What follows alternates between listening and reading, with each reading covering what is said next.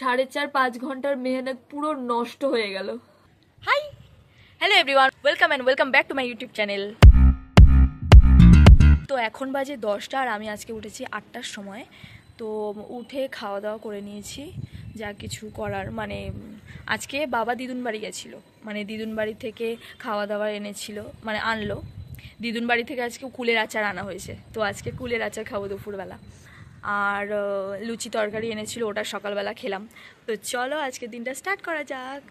তো এখন ঘরে যাব, স্নান করব, পুজো দেব, যা যা রোজের রুটিন থাকে সেগুলোই করব। আর তারপরে আজকে একটা জায়গায় যাব, ঠাকুরের স্থানেই যাব। তো তোমরা দেখবে কি সুন্দর, মানে এর আগের বছরও আমি গেছিলাম, তখন তো আমি ব্লগ করতাম না, তাই তোমাদের দেখাতে পারিনি। তো এবার তোমাদের দেখাবো যে একটু পরেই যাব, একটু পরে বলতে দুপুরবেলার দিকে যাব। তো চলো সব কিছু করে নিই, আর ওই জায়গাটা গেলে তোমাদের সাথে সব কিছু শেয়ার করবো। তো চলো।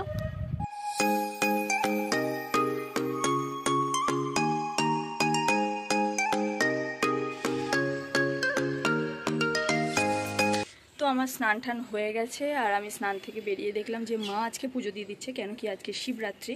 তো মা ওই শিবরাত্রি না করলেও শিবের পুজোটা দেয়, ওই আর কি পুজোটা দেয়। তো এসে দেখি যে মা সব পুজো টুজো দিচ্ছে, আর আমি তো শিবরাত্রি করি না। তো চলো মা কীভাবে পুজো দিচ্ছে তোমাদেরকে দেখাচ্ছি।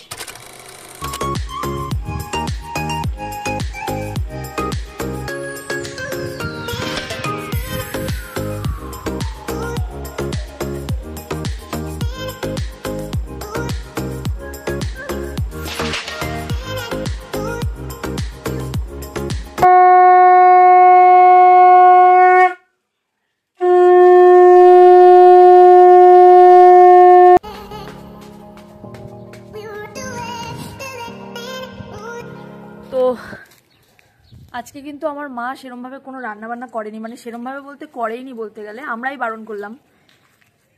একেতে শিবের পুজো করেছে উপোস করে, তার মধ্যে আজকে সাবু খেতে হবে, তো তার জন্য আমরাই বারণ করলাম যে তোমাকে কোনো রান্নাবান্না করতে হবে না, আজকে সাবু খাবো। আর সকালবেলা তো বললাম দিদুন বাড়ি থেকে লুচি এসেছে, আর একটুখানি মাছের তরকারি এসছে, সেইটাই কাককে খেতে দিতে এসছি। মাছ মানে ওই মাছের তরকারি আর ভাত।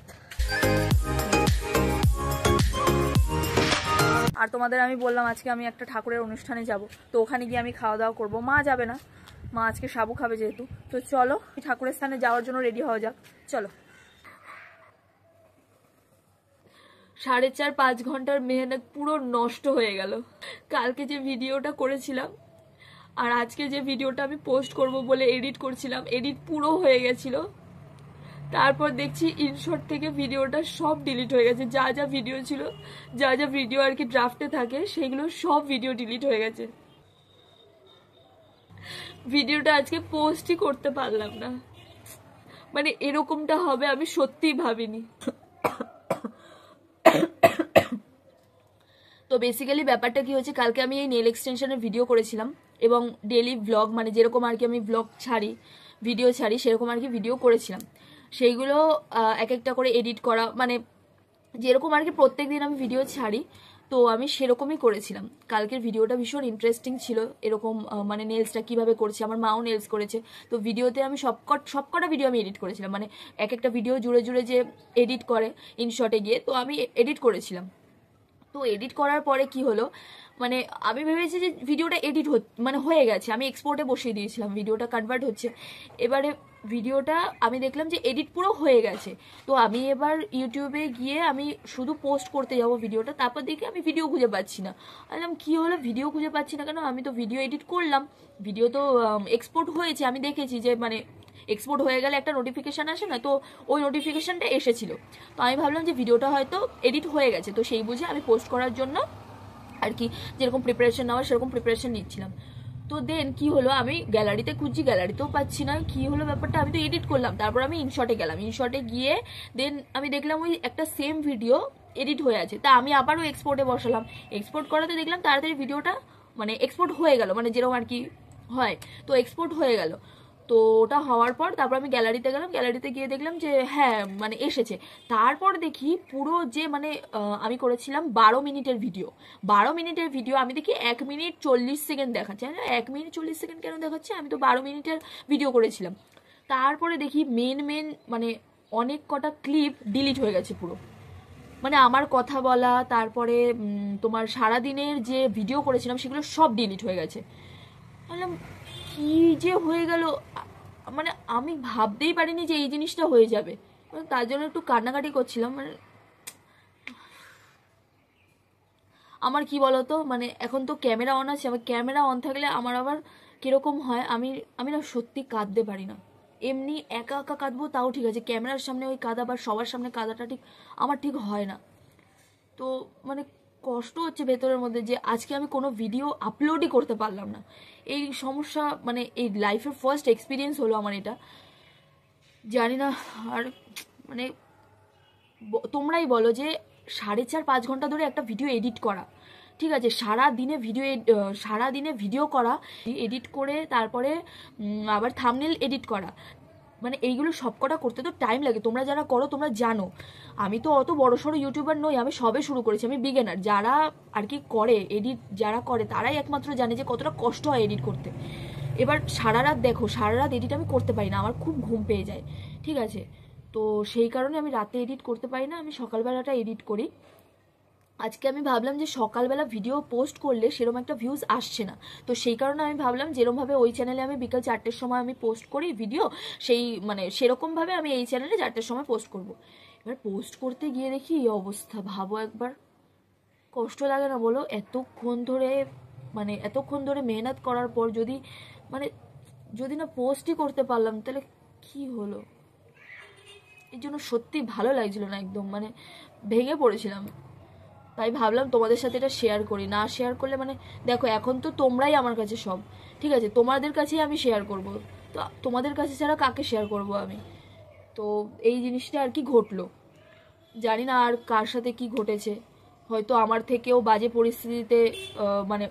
বাজে পরিস্থিতি কারোর মধ্যে হতেও পারে, বাট এই এক্সপিরিয়েন্সটা আমার লাইফের ফার্স্ট। তো আর কি করা যাবে? একটা কথা আছে না, হিন্দিতে একটা কথা বলে যে ছোড় দিতে আগে বাড়তে। তো আমি মনে করি যে মানে আমি আমাকেই বলছি যে এগুলো ছেড়ে দে, এগিয়ে চ। তো কালকের ভিডিওটা যেটা আজকে পোস্ট হয়নি, ঠিক আছে কোনো ব্যাপার না, আজকে ভিডিও করে কালকে পোস্ট কর। তো এই হচ্ছে গিয়ে ব্যাপার। তো কালকে এই নেলসটা করেছিলাম, ওই ভিডিওতে পুরো ডিটেলসে দেওয়া ছিল, সব কিছু ডিলিট হয়ে গেল। তো এই নেলসটা কালকে করেছিলাম। তো তোমাদের ওই ভিডিওতে মানে যেটা এডিট করেছিলাম ওখানে বলতে বলেছিলাম যে নেলসটা কেমন হয়েছে। তো এই ভিডিওতেও বলছি যে নেলসটা কেমন হয়েছে অবশ্যই কিন্তু কমেন্ট করে জানিও। এই রাম ঠাকুর আশ্রমে যাব, তো চলো রেডি হয়ে নি। আমি রেডি হতেই যাচ্ছিলাম, মানে ভিডিওটা আপলোড হতো আর আমি ওদিকে রেডি হতাম, আর তার মধ্যে ঘটে গেল এই ঘটনা। আমি দুপুরবেলা এখনো পর্যন্ত কিছু খাইনি, এখন বাজে কটা বাজে, এখন মনে হয় 4টের সময় ভিডিও আপলোডে বসাচ্ছিলাম, এখন মনে হয় 4:15-20 বাজে বা 4:30 বাজে, ঠিক আছে। তো এখনো অবধি আমি দুপুরের খাওয়ার কিছু খাইনি, যাব ওই রাম ঠাকুর আশ্রমে দেন খাবো। তো চলো আমি রেডি হয়ে বেরিয়ে তারপর কথা হচ্ছে। আর কি বলবো, তোমরা আমাকে প্লিজ একটু সাপোর্ট করো, কেন কি তোমরা না সাপোর্ট করলে আমি এগোতে পারবো না, তো আমাকে প্লিজ সাপোর্ট করো। তো চলো বাইরে বেরিয়ে তারপর কথা হচ্ছে, ঠিক আছে। রেডি হওয়ার আগে ভাবলাম কতগুলো বাসন আছে, এই বাসনগুলো একটু মেজে নিই, তারপর রেডি হবো গিয়ে।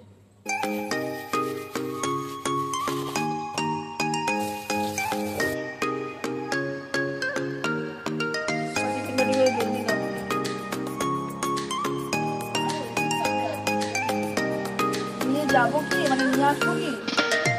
হ্যাঁ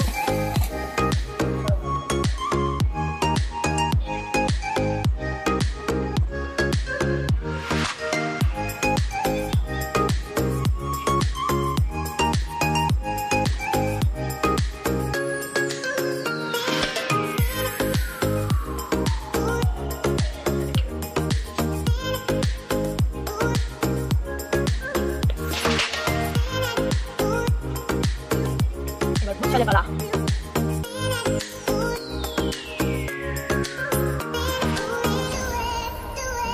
তো চলো গাইস, আমি রেডি হয়ে গেছি, আর এখন বাজে 5টা বাজে 10, অনেকটা লেট হয়ে গেছে বেরোতে।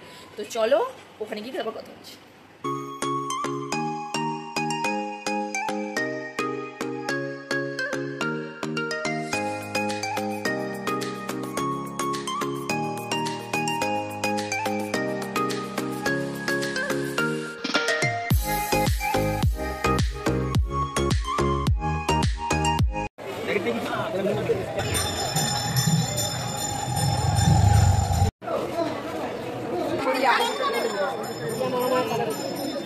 জামাই তো খুব অবস্থা খারাপ।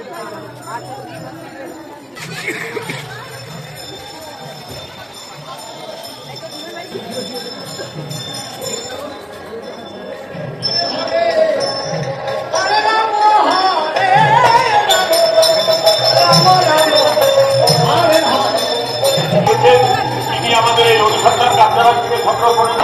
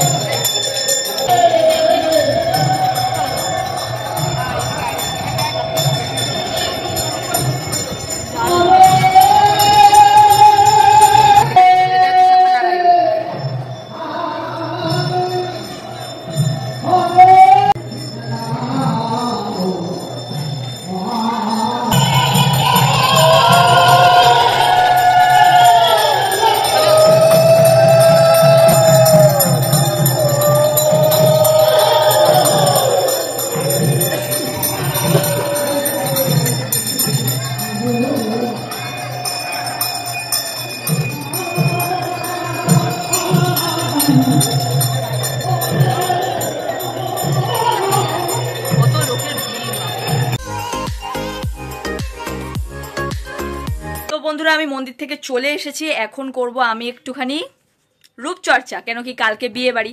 তো বিয়ে বাড়ির আগে যদি একটুখানি মুখটা ভালো করে ফ্রেশ না করি তাহলে যেন মানে মনে হয় যে ফ্রেশ নেই কোনো কিছু। ঠিক আছে, যতই ফেস ওয়াশ দিয়ে ফ্রেশ করি মনে হয় যেন কোনো কিছু মানে কিছু একটা খামতি থেকে গেছে। তো চলো, আর মা এখন গেছে পার্লারে মানে আইব্রো করতে, আর আমি এখন বাড়িতে করব একটুখানি রূপচর্চা, মানে কিছুই না গাইস, এইগুলো জানি না কিন্তু আন্দাজে করতেছি কি কি দিয়ে ফেস প্যাকটা বানাচ্ছি, তোমরা দেখে নাও। তো চলো, এমনিতে মুখটা কালো, এইগুলা দিলে আরো কিছু হয়ে যাবে না। তো প্রথমে একটা বাটির মধ্যে মুলতানি মাটি নিয়ে নেবে, তোমার যতটুকু প্রয়োজন।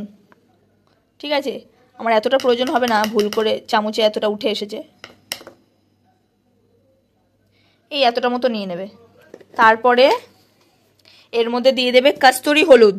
মনে রাখবে, যদি তোমরা রান্নার হলুদ ব্যবহার করো মুখে, তাহলে কিন্তু মুখে পিম্পলস উঠতে পারে। ঠিক আছে, তো তোমরা যদি মানে পারো তো কস্তুরি হলুদ ব্যবহার করো, আর যদি না পারো মানে যদি তোমাদের কাছে থাকে তাহলে কস্তুরি হলুদ ব্যবহার করো, আর যদি না থাকে তাহলে এটা স্কিপ করে যাও। ঠিক আছে, তো আমার কাছে যেহেতু আছে এর জন্য আমি এটা ব্যবহার করছি। তো চলো দেখে নাও। প্রথমে দিলাম মুলতানি মাটি, তারপরে হালকা করে অল্প, বেশি না, অল্প একটুখানি, আমার যেহেতু হলুদ বেশি শ্যুট করে না তার জন্য অল্প একটুখানি হলুদ দিয়ে নেবো। ঠিক আছে, তারপরে একটুখানি সামান্য দুধটা ঢেলে দেবে। এবার এটাকে হালকা করে মিশাবে। এটা মিশাতে থাকবে যতক্ষণ না এরকম একটা আস্তরণ তৈরি হয়ে যাচ্ছে, মানে এরকম একটা ব্যাটার তৈরি হয়ে যাচ্ছে। এবার যদি দেখে নাও যে এরকম ব্যাটার তৈরি হয়ে গেছে, তখন এটা মানে মুখে মাখার উপযোগী। তো চলো মুখে মাখি।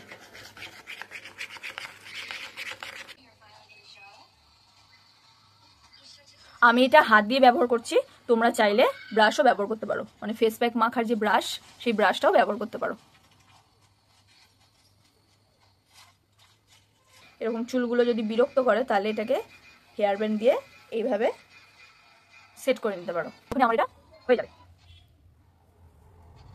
ডান। এটা এবার তোমরা 20 থেকে 25 মিনিট রাখবে। ঠিক আছে, রেখে তারপরে হালকা জলে ধুয়ে নেবে।